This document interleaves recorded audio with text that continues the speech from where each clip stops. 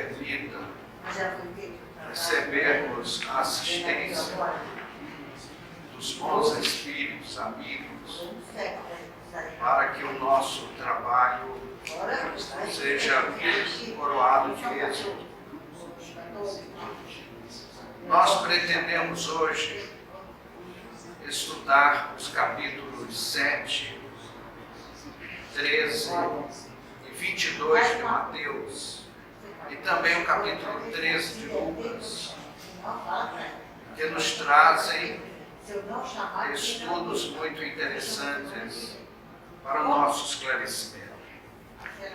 Mas antes de entrarmos no estudo propriamente dito, gostaríamos de lembrar o oportunismo daquela mensagem de Jesus, quando ele nos disse, e o apóstolo registrou: se me amais, guardai os meus mandamentos, e eu orarei ao Pai, e ele vos enviará um novo Consolador, para ficar convosco todo sempre, que vos lembrará tudo o que tenho dito, e vos ensinará todas as coisas.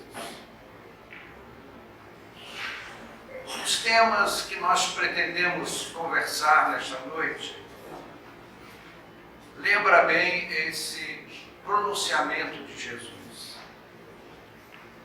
Alguém, para entender Jesus, precisa, não há o que discutir, estudar Kardec.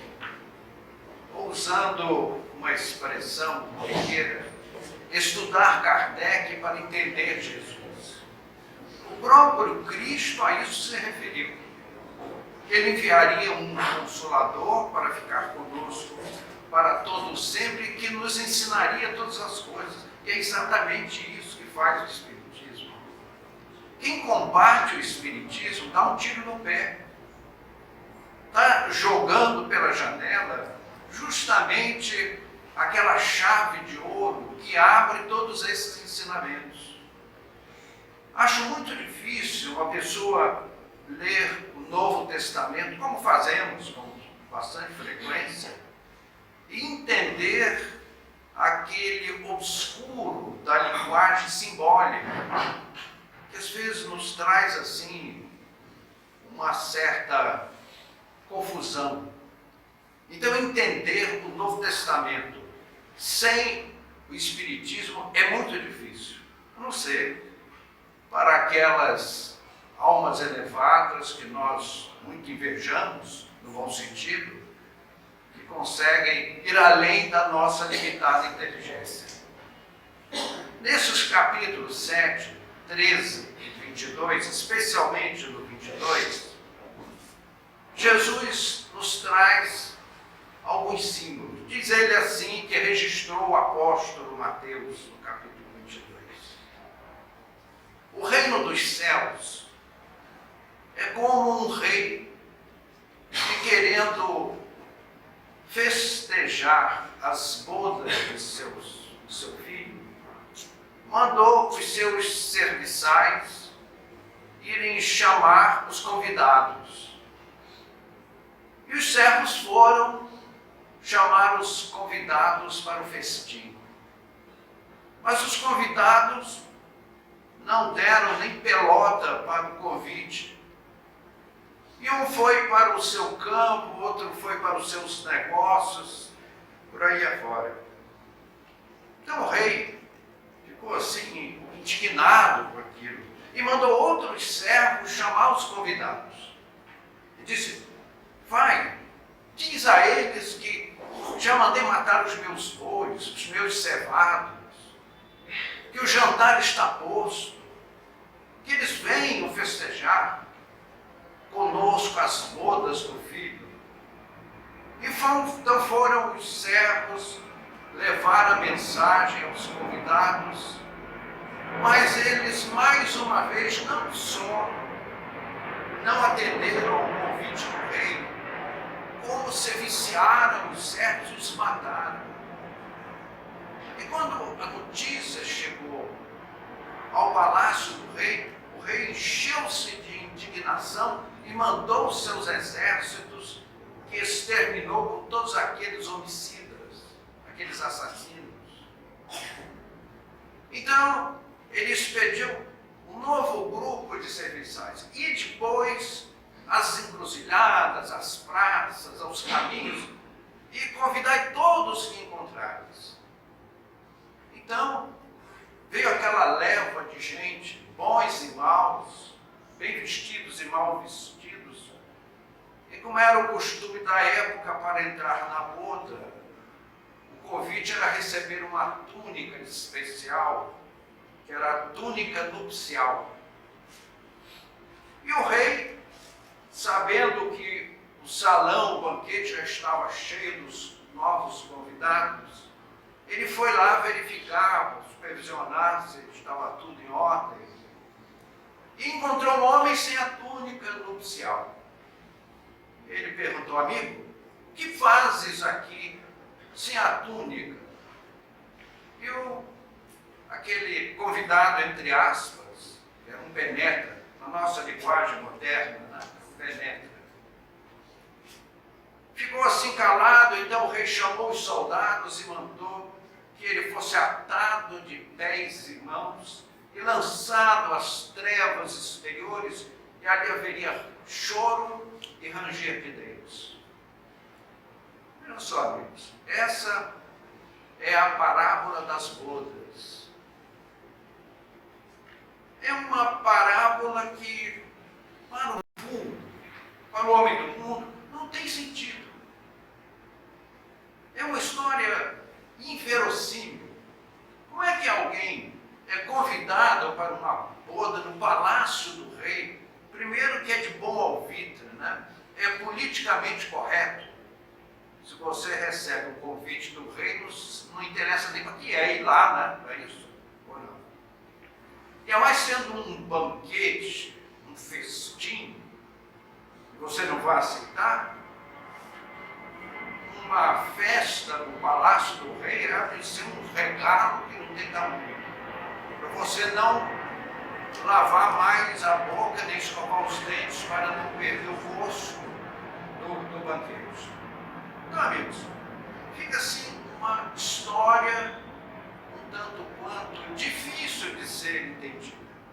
E aí que nós olhamos que, mais uma vez, Jesus tinha toda a razão quando ele dizia que eu vos mandarei um novo Consolador que lembrará tudo o que tenho vos dito. Meus amigos, não é o que nós estamos fazendo nessa noite? Nós estamos lembrando Jesus, a origem dos seus ensinamentos, e vos explicará todas as coisas. É necessária a explicação espírita. Sem ela, não entendemos. E o que é que acontece? Nós passamos a ver Jesus não como um mestre, não como um educador, mas como um estático salvador. Eu creio, eu não creio. Eu quero, eu não quero. Sem uma lógica. Daí nasceram todas as fantasias. Essa parábola das bodas, alguém podia construir um grande templo, o templo das bodas. A pessoa vai lá, faz uma porção de gestos, senta, levanta, faz uma porção de sinais. E nós perguntamos: para que serve isso? Jesus, na verdade, não é o salvador estático, ele é o educador de almas dinâmicas. Jesus veio educar a humanidade, para que nós saiamos do obscurantismo espiritual e alcancemos a luz. Essa foi a missão do Mestre. Foi isso que Jesus veio fazer na Terra. Jesus não veio fundar religião nenhuma. Ele veio trazer luz, entendimento para o nosso proceder, para o nosso engrandecimento espiritual. Mas trocando em miúdos com as luzes espirituais, Jesus diz: o reino dos céus é como um rei que, querendo festejar as bodas do ele equivale, o reino dos céus, a um festim. E, meus amigos, é mesmo. As zonas espirituais superiores são aquelas regiões para as quais nós nos transferimos em espírito quando concluímos o nosso curso terrestre, livre das dores, do sofrimento, do karma. Podemos olhar o nosso passado, aí o nosso passado espiritual se abre, como as flores que se abrem ao sol. E nós conseguimos enxergar o nosso passado sem constrangimento, o que não podemos fazer hoje. Hoje o nosso passado nos assusta. Eu vejo pessoas simplistas, ingênuas. Eu queria saber o que eu fui nas encarnações passadas. Meu amigo, não queira saber, pelo menos por hora.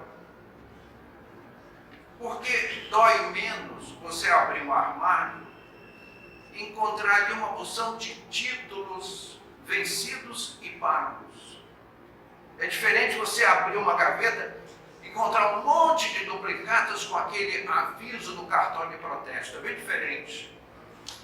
Então, meus queridos, esperemos chegar à quitação dos nossos débitos espirituais, à iluminação do nosso espírito, para irmos para essas regiões felizes. E ali nós vamos conviver com as pessoas que amamos. Fazemos grandes e maravilhosos projetos. Iremos fazer basicamente duas coisas: estudar novas ciências, novas técnicas, segundo o nosso gosto, e conviver com espíritos que amamos profundamente. E aí arregaçamos mangas e vamos todos juntos trabalhar pelo nosso próximo, para que eles sejam felizes como nós. Então o reino dos céus é um festim. O que é mais doce para nós do que uma festa? Nós somos humanos, mas nós vamos à festa para festejar como aniversário, com enlace matrimonial ou qualquer outra coisa, com amigos, pessoas que gostamos, que amamos, sem prazer em estarmos juntos. Nós ainda somos muito primários, apreciamos muito as guloseimas, os comes e bebes. Aí o dia de uma grande festa, a gente nem toma café da manhã para não ocupar espaço útil, não é isso? Para aplicar naquelas belas iguarias que a festa nos trará. Então, vejam a sabedoria de Jesus. Para as nossas dimensões humanas, um festim é o mais adequado para simbolizar as regiões superiores da espiritualidade. Quem eram aqueles primeiros convidados que os servos foram chamar? Jesus se referia aos hebreus primitivos. Mas por que os hebreus? Que privilégio é esse? Não há nenhum privilégio. Essa palavra, essa expressão privilégio, não existe no dicionário divino. Deus vê todos os seus filhos com a mesma ótica, e não podia ser de outra forma, senão pecaria na justiça. Quando nós dizemos que Deus é a suprema justiça, ele não poderia deitar privilégios a algumas pessoas. Aquele povo hebreu, eles receberam, reencarnado entre eles, alguns espíritos relativamente mais adiantados do que aqueles homens, reencarnado entre eles, espíritos egressos de outras regiões cósmicas, que vieram à Terra resgatar erros em outros mundos. Mas eles eram relativamente mais adiantados. Então eles fizeram do povo hebreu um povo monoteísta. Foi o primeiro povo da história que enxergou Deus único, que era diferente dos demais povos, que eram politeístas e idólatras, que faziam ídolos e cultuavam ídolos. Então era um povo espiritualmente mais adiantado. E quem eram os servos de Deus que foram fazer o convite àquele povo, senão os antigos profetas? E eles, um foi para o campo e outro foi para os seus negócios. O que queria dizer Jesus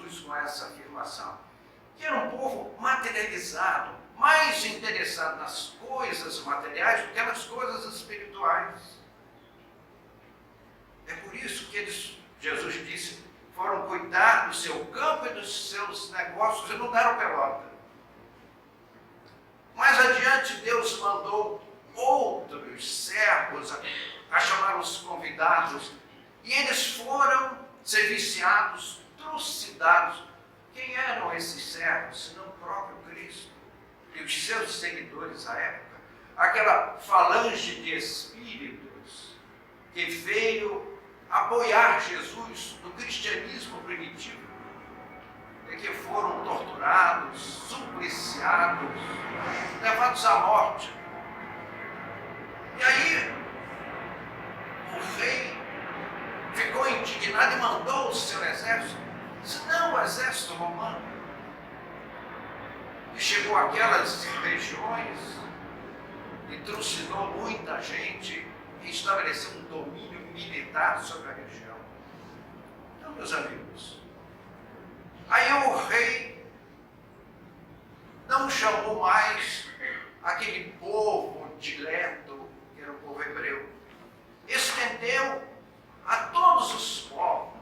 Aí o simbolismo daqueles que estavam pelas ruas, pelas praças, pelas encruzilhadas, foi a mensagem cristã se extrapolando para todos os povos do mundo, como acontece até hoje.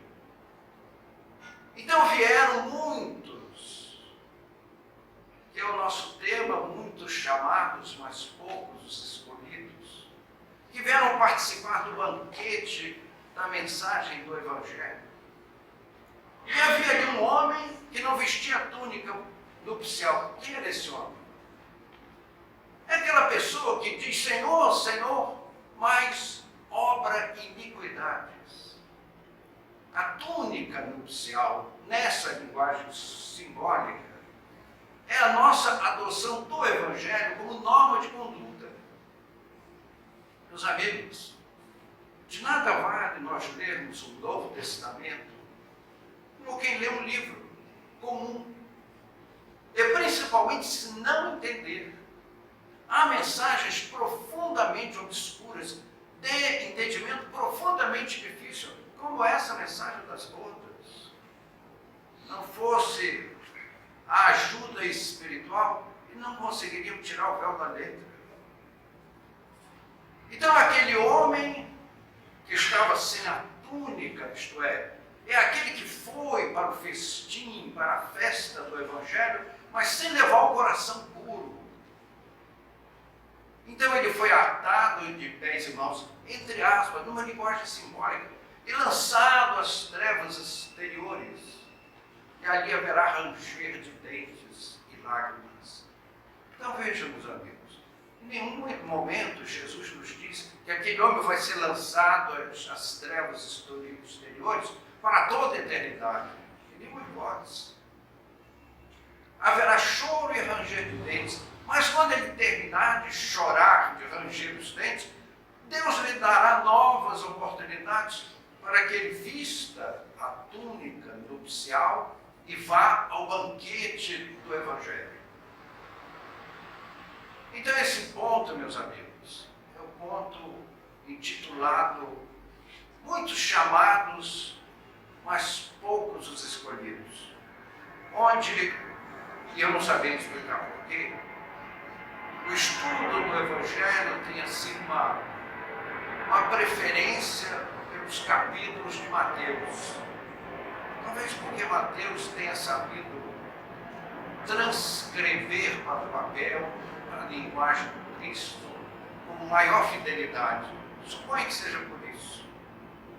Há uma passagem em que ele diz, e que já falamos há pouco, sobre aqueles que clamam, Senhor, Senhor. E Deus dirá a esses, não vos conheço, vós que obrais a iniquidade. Então Jesus, batendo na tecla do chamado culto externo, nós,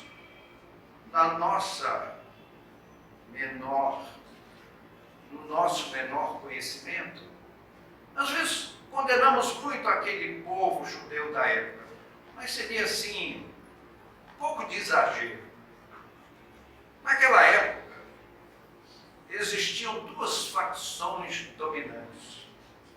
eram os saduceus, corrente que foi fundada por Sadoc há 258 anos antes de Cristo.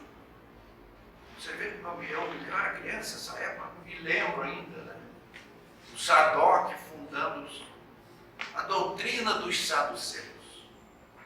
E os fariseus? Os fariseus eram os intelectuais da época, mas eles eram extremamente adeptos profundos do uso externo da religião. Então, para eles, era a gesticulação, eram as fantasias, as ortodoxias.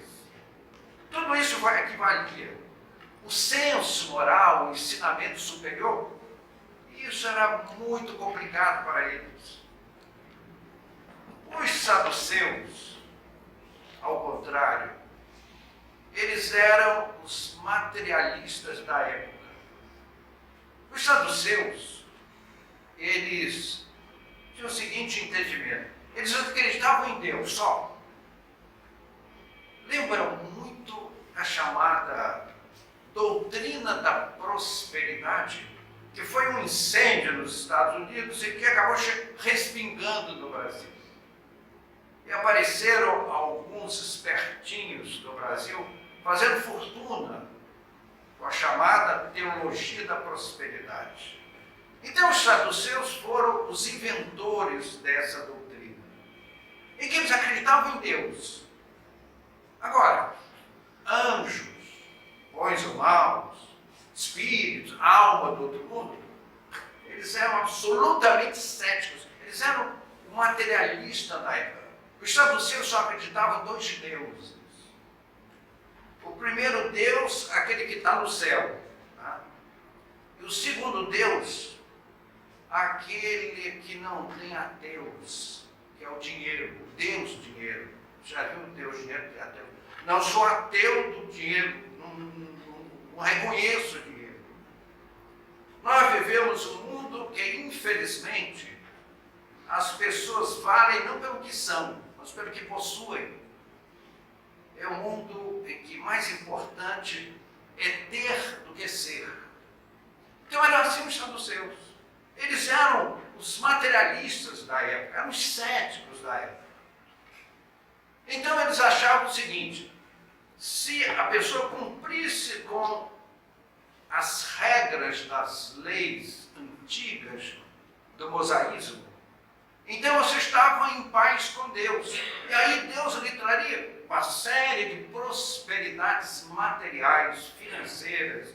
E aí você teria muitas terras, muito ouro, muitos servos, seria um homem poderoso, porque serviu a Deus. Mas eles não acreditavam na existência da alma. Então, Jesus nos chamou a atenção para isso. Muito se pedirá a quem muito se deu. E os fariseus, eles eram profundos conhecedores dos textos antigos do mosaísmo, das tradições hebraicas. Eles conheciam e cultuavam os profetas, mas era um culto puramente exterior. Meus amigos, como nós vemos hoje. Templos suntuosos, onde são feitas uma série de solenidades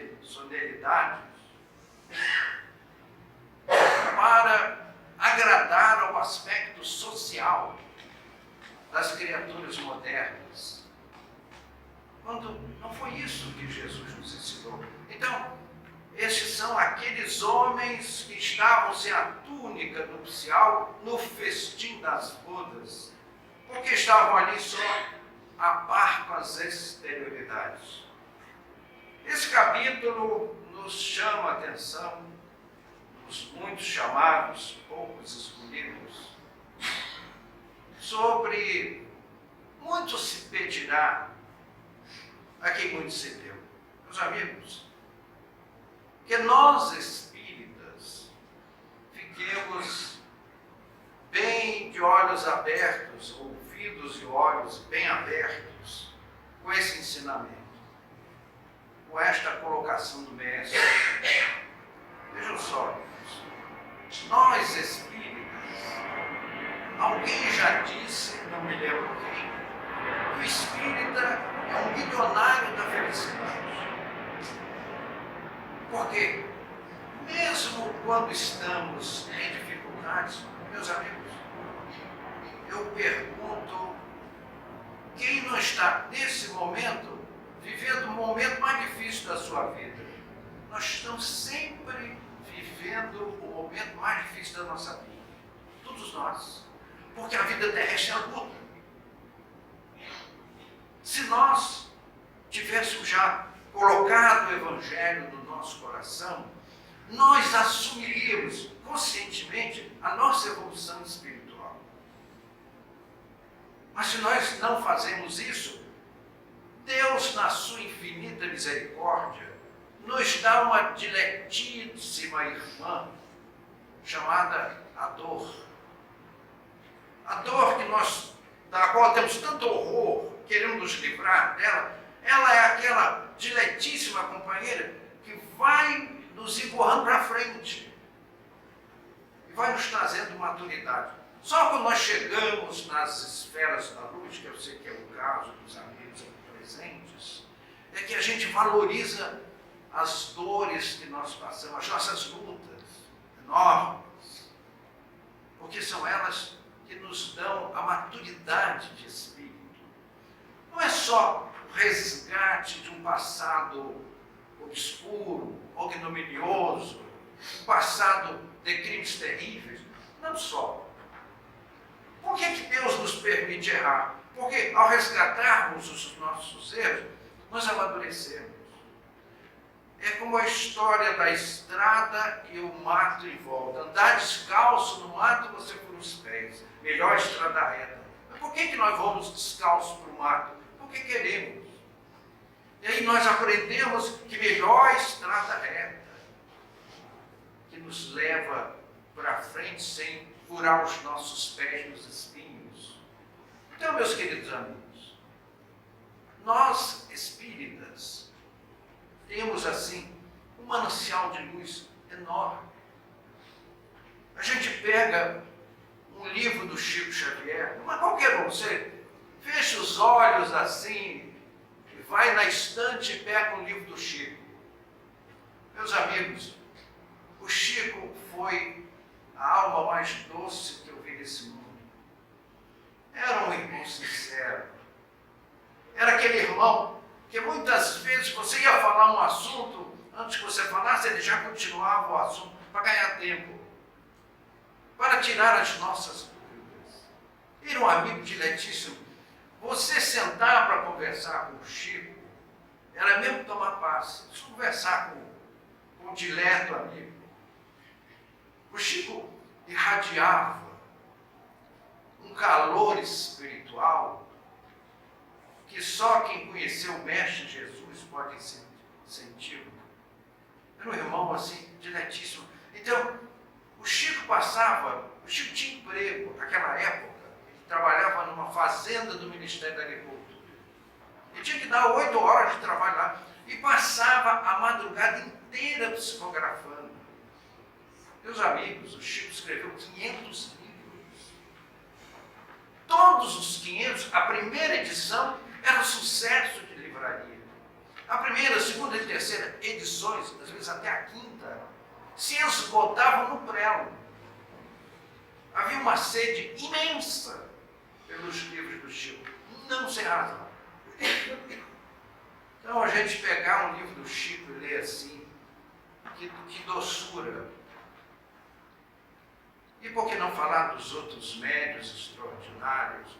Nós que conhecemos de perto os chamados fenômenos de efeitos físicos, em que os espíritos tomam forma física, vêm rever os parentes, aquele que já demandou a espiritualidade, volta materializado, para mostrar aqui, meu pai, eu não morri. Lê aquele livro do irmão Jacó, ele conta a sua experiência em Belém do Pará com a senhora Ana Prado, que ele vai, por acaso, ele teve um problema na viagem, foi para um hotel, e isso foi naquele tempo que Nem tinha inventado o dólar ainda, tão antiga que é. E o Frederico ficou no hotel e à noite, no hotel no centro da cidade, as pessoas, o hotel fechava no final da tarde. Né? E todo mundo ia para a rua e voltava mais tarde. E a dona do hotel perguntou, mas vocês, o casal não vai sair? Disse, mas nós fechamos o hotel. Claro, em uma outra região, uma outra época, vocês não eram nascidos ainda. Nem os mais idosos como eu aqui. E lá foi, disse, não, mas nós estamos aqui porque o nosso transporte teve um problema. E onde é que a senhora vai? Eu vou sair também, eu vou a uma sessão espírita. Vocês não querem ir a uma sessão espírita? O casal falou, poxa, o que é isso de sessão espírita? E foram com a senhora assistir a sessão espírita e sentaram lá. E puseram a dona Ana Prado numa gaiola que trancava com cadeado, lacre. Tudo para garantia de legitimidade. Meus amigos, eu convivi com isso anos a fio. E os espíritos trazerem objetos das casas das pessoas, materializarem coisas incríveis, voz direta. Então está lá o seu Frederico Figner, eles estavam viajando por quê? Porque eles tinham uma filha de 15 anos que teve uma morte súbita no seu aniversário de 15 de primavera, no seu debut. E o Frederico Figner era um rico comerciante do Rio de Janeiro. A sua casa ocupava um quarteirão em Copacabana, já imaginaram o que é isso? Aí eles sentam lá, eis que materializa-se a menina que havia falecido recentemente. Meus amigos, ela chega, senta-se no colo da mãe. É possível alguém iludir uma mãe com aquela linguagem própria entre mãe e filha, falando das particularidades da família. Depois chegou, sentou-se no colo do pai, afagou o pai. Meus amigos, eu vi essas emoções. Eu vi espíritos materializados de entes queridos, já falecidos, dos presentes. Meus amigos, você assistiu uma sessão dessa? 100 anos você viva nesse mundo, você não esquece nem um segundo. Porque elas tocam profundamente na nossa alma. É por isso que Jesus nos diz, muitos chamados, poucos escolhidos, porque os espíritos nos consolam, nos esclarecem, nos iluminam, trazem o seu amor, o seu carinho. E nós nem sempre levamos a sério essa ajuda. E seremos aqueles homens que sem a túnica nupcial seremos lançados às trevas exteriores para o choro e ranger de dentes. Porque ainda somos espíritos acomodados, espiritualmente acomodados. Às vezes arregaçamos a manga, vamos para os nossos negócios, para o nosso trabalho. Somos profundos, grandes trabalhadores do mundo material, porque somos profundamente chegados às coisas materiais. Grande ilusão, né, meus amigos? Aqui, recentemente, embaixo desse teto, tivemos a visita de um cavalheiro que foi o Barão do Café, que foi socorrido pela mediunidade aqui, de companheiros nas nossas reuniões de doutrinação, sequer sabem disso. E pensavam que ainda era o Barão do Café, que ele estava no mundo, mas como as pessoas não me respeitam? Eu sou fulano de tal. Não dizemos o nome por uma questão de ética, porque o Espiritismo respeita as tradições e o obscurantismo do nosso mundo. Então esses espíritos se esclarecem, iluminam-se e voltam, meus amigos, de mãos vazias. Eram donos de fazendas, propriedades imensas, eram cortejados pelas autoridades, especialmente pelos banqueiros e os magos de Wall Street. Então, meus queridos, aprendamos a dar a César o que é de César, como Jesus nos ensinou, que pegou aquela moedinha e perguntou, de quem é esta esfinge aqui nesta moeda? Ah, é de César. Então, meus amigos, dai a César o que é de César, e a Deus o que é de Deus. Aprendamos sobre este bendito teto, com esses diletíssimos espíritos amigos que nos cercam nessa noite e que nos inspiram esses comentários, a cumprirmos os nossos deveres humanos, profissionais, sociais, legais, mas sem esquecer a nossa realidade espiritual. No futuro muito próximo, vai haver uma plaquinha ali. Aqui jaz fulano de tal, repouso eterno. Quando na verdade, repouso é na terra. Descanso eterno aqui na terra. Porque no mundo espiritual, nós sentimos a fome do trabalho, que é a mais sublime oração que Deus nos deu, a oração do trabalho. Meus queridos, como nos ensina Jesus, muitos chamados, poucos os escolhidos, façamos um esforço para colocar de lado o nosso ócio mental, a nossa preguiça espiritual, para abraçarmos os ensinos do Cristo, para a nossa glória espiritual. Que o Senhor nos abençoe, nos guarde em sua paz.